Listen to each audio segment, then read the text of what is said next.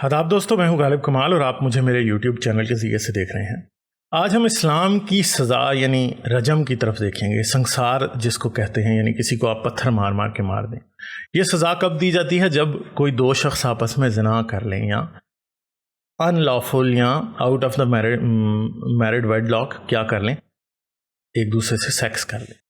तो बेसिकली तो अगर कोई दो शख्स आपस में सेक्स करते हैं तो वो उनका अपना मामला है, या फिर कौन किससे सेक्स करता है इससे किसी को दिलचस्पी नहीं होनी चाहिए। मगर अगर फ़र्ज़ करें कि इन दोनों में से कोई शख्स शादीशुदा भी है और वो किसी और से सेक्स कर रहा है, तो उसकी एक बड़ी ही आसान सा एक हल है कि आप उस शख्स को छोड़ दें, आप उसको तलाक दे दें।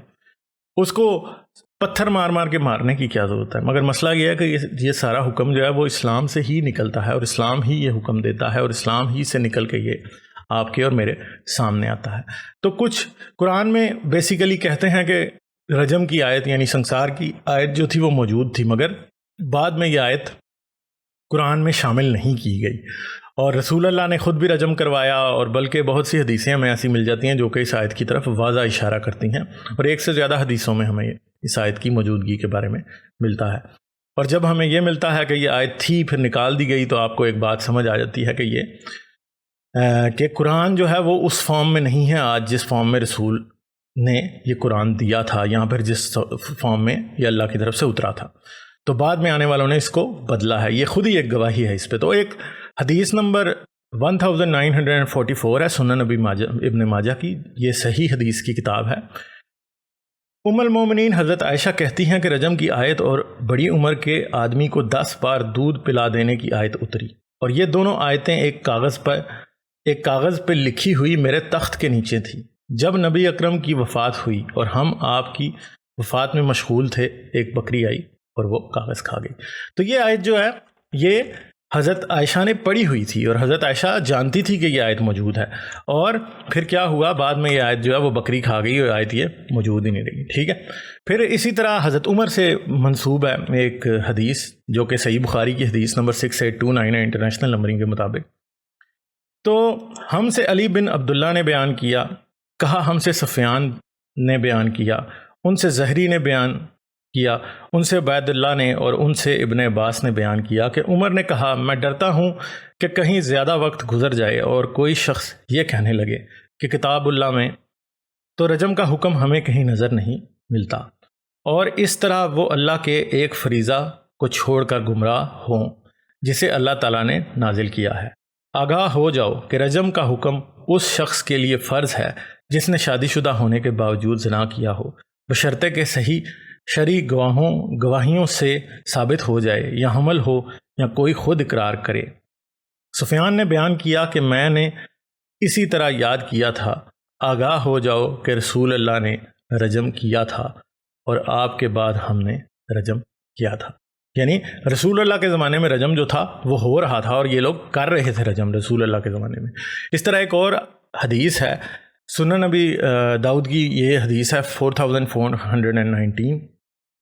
नईम बिन हज़ाल बिन यजीद असलमा कहते हैं कि मेरे वालिद की गोद में माज बिन मालिक यतीम थे। मोहल्ला की एक लड़की से उन्होंने ज़िना किया। इनसे मेरे वालिद ने कहा, जाओ जो तुमने किया है रसूल अल्लाह को बता दो, हो सकता है वो तुम्हारे लिए अल्लाह से मग़फ़रत की दुआ करें। इससे वो ये चाहते थे कि उनके लिए कोई सबील निकले। चनाचा वो आपके पास आए और उन्होंने अर्ज़ किया, अल्लाह के रसूल, मैंने ज़िना कर लिया है, मुझ पर अल्लाह की किताब को कायम कीजिए।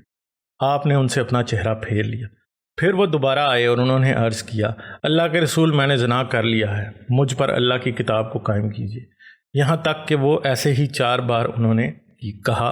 तो रसूल अल्लाह ने उनसे फरमाया, तुम 4 बार कह चुके कि मैंने ज़िना कर लिया है, तो ये बताओ कि किस से किया है? उन्होंने कहा, फ़लाँ औरत से। आपने फरमाया, क्या तुम इसके साथ सोए थे? माज ने कहा, हाँ। आपने पूछा, क्या तुम उससे चिमटे थे? उन्होंने कहा, हाँ। फिर आपने पूछा, क्या तुमने उससे जमा किया था? उन्होंने कहा, हाँ। तो आपने उन्हें रजम संसार किए जाने का हुक्म दिया।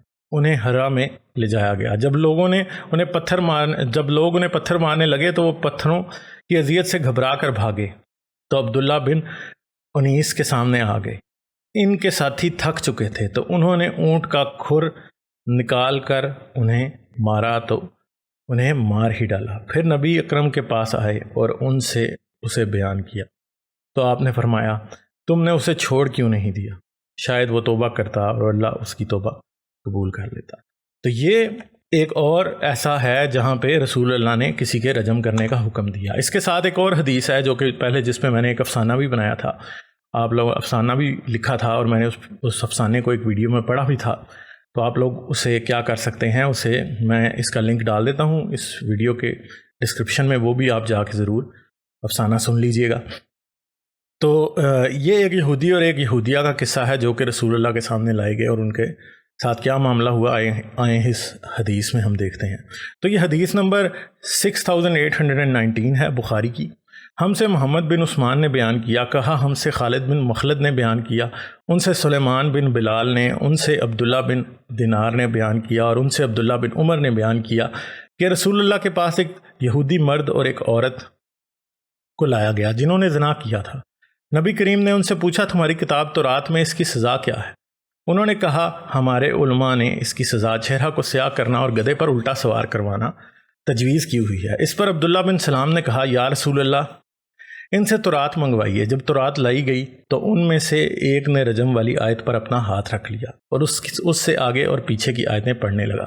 عبداللہ بن سلام نے اس سے کہا کہ اپنا ہاتھ ہٹاؤ، اور جب اس نے اپنا ہاتھ ہٹا دیا آیت رجم اس کے ہاتھ کے نیچے تھی۔ نبی کریم نے ان دونوں کے متعلق حکم دیا اور انہیں رجم کر دیا گیا۔ ابن عمر نے بیان کیا کہ انہیں بلات مسجد نبوی کے قریب ایک جگہ میں رجم کیا گیا۔ میں نے دیکھا کہ یہودی عورت کو مرد بچانے کے لیے اس پر جھک پڑتا تھا۔ تو یہ تو ایک بڑی ہی کلیئر سچویشن ہے کہ یہ دونوں جو تھے یہ ایک دوسرے سے پیار کرتے تھے، اور ہم نہیں جانتے کہ ان کے سرکمسٹینسز کیا رہے ہوں گے، کہیں کہ کوئی فورس میرج کا چکر تو نہیں تھا، کوئی اور معاملہ تو نہیں تھا، یہ چیزیں ہمیں نہیں معلوم۔ اور یہ جو دو لوگوں کا آپس میں سیکس کا معاملہ ہوتا ہے یہ اتنا سیدھا معاملہ نہیں ہوتا، اس میں بہت سے سوسائٹل پرابلمز جو ہیں وہ انوالو ہوتے ہیں۔ جیسے کہ مسلمانوں میں تو ایک بڑی عام سی بات ہے کہ لڑکیوں سے شادی کرتے وقت ان کی مرضی بھی نہیں پوچھی جاتی اور بس ان کی شادی کر دی جاتی ہے، یعنی فورسڈ میرجز جو ہیں وہ بہت زیادہ ہیں۔ پھر بڑے عمر کے آدمیوں کے ساتھ چھوٹی چھوٹی لڑکیوں کی شادی کر دیتے ہیں۔ جب وہ چھوٹی عمر کی لڑکیوں کی شادی بڑے عمر کے آدمیوں سے ہوگی تو کیا ہوگا؟ وہ ادھر ادھر نہیں دیکھ سکتی، کوئی اپنی عمر کا لڑکا دیکھے اسے جو خوبصورت لگتا ہو، اچھا لگتا ہو، تو پھر ان دا اینڈ کیا ہوگا؟ ہو سکتا ہے کہ وہ کسی اور کی طرف اٹریکٹ ہو جائے اور بات جو ہے وہ آگے بڑھ جائے اور پھر آخر کار جو ہے یہ سزا جو سنسار والی یا رجم والی سزا ہے اس تک بات پہنچ جائے۔ پھر اس کے علاوہ پھر ایک آدمی 4 عورتوں سے شادی کرتا ہے، ٹھیک ہے، ظاہری بات ہے کوئی ایک ہی اس کی فیوریٹ ہوگی، باقی ساری جو ہیں وہ کسی نہ کسی صورت تو نگلیکٹ ہوں گی، ان کو اس پہ غصہ بھی ہوگا کہ اس نے اور شادیاں کر لی، مجھے اس طرح سے پیار نہیں کرتا۔ جیسے فرض کر لیں ایک آدمی نے 4 شادیاں کی ہیں تو ظاہری بات ہے اس کی کوئی ایک بیوی سب سے ینگ اور خوبصورت ہوگی، وہ اس کی طرف زیادہ کرے گا، اور جو سب سے پرانی یا پہلی بیوی ہے وہ ہو سکتا ہے کہ بیچاری وہ جو ہے وہ اس کو اتنی اٹینشن ہی نہیں ملتی اور وہ کہیں ادھر ادھر دیکھنے لگے۔ جب وہ ادھر ادھر دیکھے گی تو کسی اور سے اگر وہ سیکس کرے گی تو اس کے اوپر پھر جو ہے وہ رجم لگ جائے گا اور وہ سنسار کر دی جائے گی۔ اس کے ساتھ ساتھ اگر کسی کی فورسڈ میرج ہوئی ہے، وہ اس آدمی کے ساتھ رہنا ہی نہیں چاہتی، تو کیا اگر وہ کسی اپنے پرانے ہی جس کے ساتھ وہ شادی کرنا چاہتی تھی اس کی طرف ہی دیکھ رہی ہے یا اس کے ساتھ وہ انوالوڈ ہے تو پھر بھی اس پہ رجم لگے گا؟ جب اس پہ رجم لگے گا تو بیسیکلی یہ تو بڑی غلط بات ہے کہ ایک لڑکی جس کے ساتھ پہلے یہ زیادتی ہوئی کہ اس کی زبردستی شادی کر دی گئی، ایک حساب سے اسے بیچ دیا گیا اور بعد میں اس پہ رجم بھی لگ جائے، یعنی اس بات کی سزاوار ٹھہرے وہ جو گناہ اس نے کیا ہی نہیں، جو گناہ اس کے ماں باپ کا ہے کہ انہوں نے اس کی غلط شادی کی، اسے فورسڈ میرج میں لیا۔ پھر اس آدمی کا بھی قصور ہے جس نے ایک ایسی عورت سے شادی کی جو اس سے شادی کرنا ہی نہیں چاہتی تھی، پھر پورے معاشرے کا یعنی پوری سوسائٹی کا قصور ہے اس میں، اور سزا اس عورت کو اور اس آدمی کو مل رہی ہے جو کہ اس ایکٹ میں انوالو ہے۔ تو یہ سنسار تو پھر اس آدمی کو بھی کرنا چاہیے جس نے اس سے اس کی مرضی کے خلاف شادی کی، یا ان ماں باپ کو بھی کرنا چاہیے جنہوں نے اس کو پیسے لے کے بھیج دیا، ٹھیک ہے۔ تو یہ ان سب کے اوپر بھی حد لگنی چاہیے، ان کو بھی سزا ملنی چاہیے، تو ان کو کیوں نہیں ملتی؟ تو اسلام مطلب آپ دیکھیں کہ کتنی شیلو ایک سوچ ہے کہ صرف اور صرف اس بات کو دیکھ رہا ہے کہ کسی نے شادی کے بغیر یا ایک جگہ شادی شدہ ہوتے ہوئے کسی اور کے ساتھ سیکس کیا تو اس کے اوپر رجم لگے گا، ٹھیک ہے، اور وہ سنسار ہوگا۔ تو وہ باقی کی سچویشن کو کیوں نہیں دیکھ رہا؟ اسے سچویشن کی ڈیپتھ کا اندازہ کیوں نہیں ہے؟ اسے ہیومن فیکٹر کا اندازہ کیوں نہیں ہے کہ انسان جو ہیں، انسانوں کے معاملات بڑے کمپلیکس ہوتے ہیں، سب چیزیں بلیک اینڈ وائٹ نہیں ہوتی، ہر چیز کو اس کے فیس ویلیو پہ نہیں لیا جا سکتا۔ تو دیکھیں آپ کہ یہ 1400 سال پرانا جو مذہب ہے یہ جہالت پہ مبنی ہے، جو کہ باقی کے بہت سے معاملے جو ہیں ان کو دیکھ نہیں رہا۔ پھر اگلی بات آ جاتی ہے کہ مسلمان اس قانون کو آج بھی درست سمجھتے ہیں، تو میری تو آج تک بہت سے مسلمانوں سے اس بارے میں بات ہوئی ہے اور زیادہ تر اس کو درست سمجھتے ہیں، بلکہ پاکستان میں تو میری جن لوگوں سے بات ہوتی رہی ہے اس کے اوپر، وہ تو یہ سمجھتے ہیں کہ آج بھی اگر اس کو آپ نافذ کر دیں تو معاشرے سے ہر قسم کی بے حیائی اور ہر قسم کے جو پرابلمز ہیں وہ ختم ہو جائیں گے۔ اور پھر اگر آپ شریعت کے مطابق دیکھیں تو مسلمان ملکوں میں اگر آج رجم کا قانون موجود نہیں ہے تو یہ بیسیکلی اسلام کے مطابق ایک غلط جگہ ہے، غلط صورتحال ہے۔ اور جتنے بھی یہ حکمران ہیں جن کے ملکوں میں آج یہ رجم کا قانون نہیں ہے، اللہ تعالیٰ ان سے اسلام کے مطابق قیامت والے دن پوچھے گا کہ آپ نے اس قانون کو کیوں نافذ نہیں کیا۔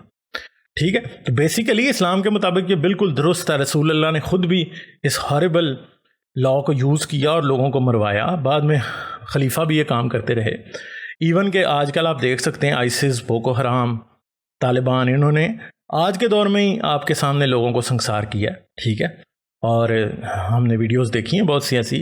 ایون کہ پاکستان میں جب 1980s کے دوران ضیاء الحق نے اسلامک لاز کو پاکستانی کانسٹیٹیوشن کا حصہ بنایا تو اسلامی شرعی کورٹس نے رجم کا قانون بھی سامنے لایا، اور ایک 13 سال کی لڑکی تھی، اس جو بیگر تھی اور اندھی تھی، اس کو اس کی سزا سنا دی گئی تھی کہ جی اس کو رجم کیا جائے، مگر پھر انٹرنیشنل طور پہ بڑا شور ہوا، نیشنل طور پہ بڑا شور ہوا اور بہت زیادہ اس کی مذمت ہوئی، تو آخرکار اس ڈیسیجن کو رول بیک کرنا پڑا۔ اگر یہ پریشر نہ ہوتا تو یقین کریں آپ اس 13 سال کی بچی کو انہوں نے سنسار کر دینا تھا، پتھر مار مار کے مار دینا تھا۔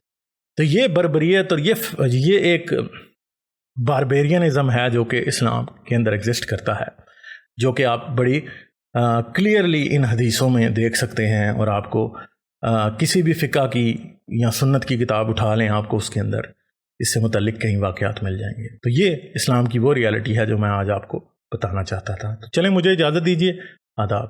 اگر آپ میری ویڈیوز کو پسند کرتے ہیں تو سبسکرائب کریں اور گھنٹی کا بٹن دبانا نہ بھولیں، اور مجھے پیٹریون پر سپورٹ کریں۔ پیٹریون پر آپ کی مدد میرے لیے میرے اس کام کو جاری رکھنے میں انتہائی مددگار ثابت ہوگی۔